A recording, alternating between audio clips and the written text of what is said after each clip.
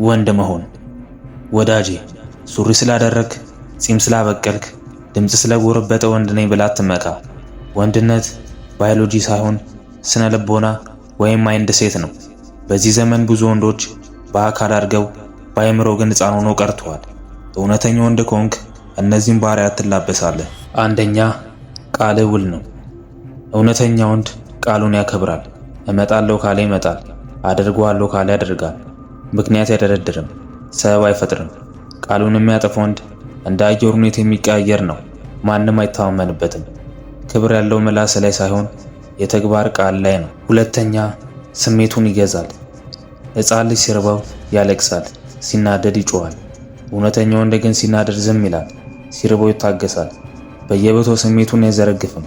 በትንሽ ነገር የሚነጫነጭ ወንድ ያልበሰለ ፍሬ ነው። ረጋ ያለ መንፈስ የንጉሥ ባህሪ ነው። ሶስተኛ፣ ዓላማ አለው። ጠዋት የምትነሳው ለምንድን ነው? እንጀራ ለመብላት ብቻ ከሆነ ከእንስሳ በምን ትለያለህ? እውነተኛ ወንድ ከሆዱ በላይ የሆነ ከራሱ በላይ የሆነ ራዕይ አለው። ለቤተሰቡ፣ ለሀገሩ፣ ለትውልድ የሚጠቅም አሻራ ለማኖር ይተጋል። ሴትን ሳይሆን ስኬትን ያሳድዳል። አራተኛ፣ ኃላፊነት ይወስዳል። ሲሳሳት ይቅርታ የኔ ጥፋት ነው ይላል።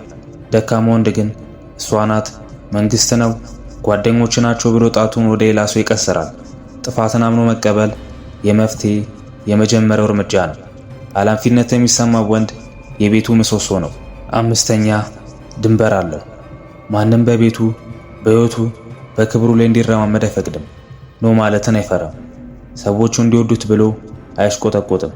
የራሱ ሕግ፣ የራሱ መርህ አለው። ያንን መርህ ማንም እንዲጥስ አይፈቅድም። በሩ ክፍት የሆነ ቤት በባለጌዎች ይወረራል። ስድስተኛ፣ ተከላካይ ነው። እውነተኛ ወንድ በዙሪያው ላሉ ለሴቶች፣ ለሕፃናት፣ ለደካሞች ጥላ ነው። አደጋ ሲመጣ ይሸሻል ወይስ ይጋፈጣል። ፈሪው እንደ አደጋ ሲመጣ ሚስቱን ሜዳ ላይ ጥሎ ይሮጣል። ጀግና ወንድ ግን ደረቱን ሰጥቶ ይጋፈጣል። ወንድነት ማለት ለሚወዱት ሰው መስዋዕት መሆን ነው። ሰባተኛ፣ ዝምታን ይወዳል። ባዶ በርሜል ይጮሃል፣ በወርቅ የተሞላ ሳጥን ግን ድምፅ የለውም። እውነተኛ ወንድ ብዙ አያወራም፣ ብዙ ይሰራል እንጂ።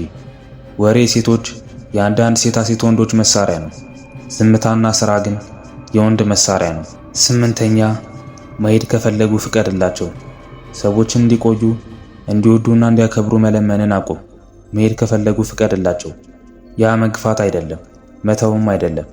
በቃ ህይወት አቅጣጫ እንዲቀየር ፈልጓል ማለት ነው። አንዳንድ ሰዎች በመንገድ ሊያልፉ እንጂ ሊቆዩ አይመጡም። ዘጠነኛ፣ ሁሉንም ሰው ወይም ነገር የመጠገን ግዴታ የለብህም። ሌሎችን የሚያስቡትን የሚሰማቸውና የሚሆኑትን መቆጣጠር ያንተ ኃላፊነት አይደለም። ፊታቸው ተቀየረ፣ አይናቸው ጠቆረ ብለህ እንቅልፍ አትጣ። ተቆጡ፣ ተዋቸው ይቆጡ። እንዲህ ማሰብ ላንተ ሰላም፣ ለነዛ ሰው ምቾት ይሰጣል። ይህንን ማድረግ ግን ግዴለሽነት አይደለም፣ ጤናማ መነጠል እንጂ። አስረኛ፣ ያንተ ሰላም ከነሱ ማረጋገጫ ይበልጣል። አዎ፣ ያንተ ሰላም ከየትኛውም ሰው ማረጋገጫ ይበልጣል። ለዓመታት የራስን ዋጋ ከሌሎች በምታገኘው የቃላት ሙገሳ ስትለካ ኖርሃል። አሁን ግን በቃ ማድረግ ያለብህን መሆን ያለብህን ለመሆን የሌሎችን የይለፍ ካርድ አትጠብቅ። ይህም ደግሞ ሰላማዊ ሰላም ይሰጣል። ሰላምን ለሌሎች ሲሉ ከማስመሰል በላይ መምረጥ ምርጡ ራስን የመውደድ ምልክት ነው። 11ኛ፣ ያንተ ስራ መወደድ አይደለም፣ ያንተ ስራ ነፃ መሆን ነው። ለሌሎች ስትል ባታስመስል ምን አይነት ማንነት ይኖርሃል? ራስን ማብራራት ብታቆም ምን አይነት ሰው ትሆናለህ? እውነተኛ ማንነትህ ያ ነው፣ ነፃነትም እሱ ነው።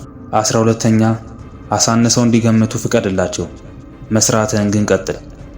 ዝምተኛ ነው፣ ጩኸታም ነው፣ በጣም ልመኛ ነው፣ ለስላሳ ነው ወዘተ የፈለጉትን ይበሉ። መንገድህንም በስተት ይረዱት፣ ፍቀድላቸው።